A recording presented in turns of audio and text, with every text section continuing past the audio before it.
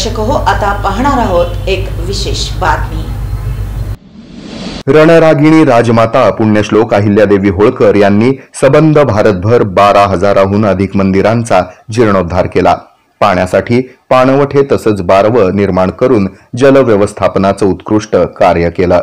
त्यांचा आदर्श राज्यकारभार, युद्धनीती, न्याय व्यवस्था यातून सर्वांनाच प्रेरणा मिळते, असे गौरवोद्गार राज्याचे उच्च आणि तंत्र शिक्षण मंत्री नामदार चंद्रकांत दादा पाटील यांनी काढले। शनिवारी पुण्यश्लोक अहिल्यादेवी होळकर सोलापूर विद्यापीठामार्फत पुण्यश्लोक अहिल्यादेवी होळकर यांच्या त्रिशताब्दी जयंतीनिमित्त विद्यापीठात आयोजित विविध कार्यक्रमांच्या उद्घाटन प्रसंगी उच्च आणि तंत्र शिक्षण मंत्री चंद्रकांत दादा पाटील बोलत होते।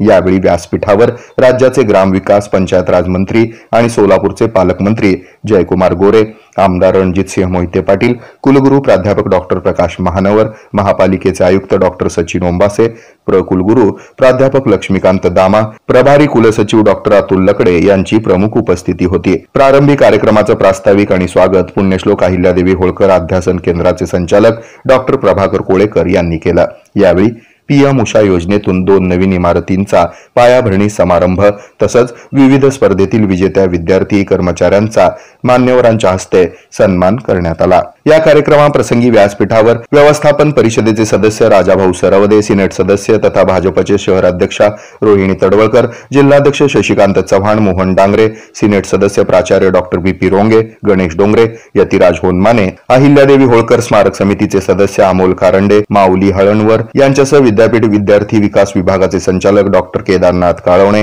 विद्यापीठ अभियंता गिरीश कुलकर्णी, विविध प्राधिकरणाचे सदस्य, शिक्षक, अधिकारी, कर्मचारी मोठ्या संख्येने उपस्थित होते। या कार्यक्रमाचं सूत्रसंचालन डॉक्टर तेजस्विनी कांबळे आणि प्राध्यापिका श्रुती देवळे यांनी केलं। हे आहे मेट्रोकास्ट केबल नेटवर्क आणि आपण पाहत आहात द न्यूज प्लस बरच काही।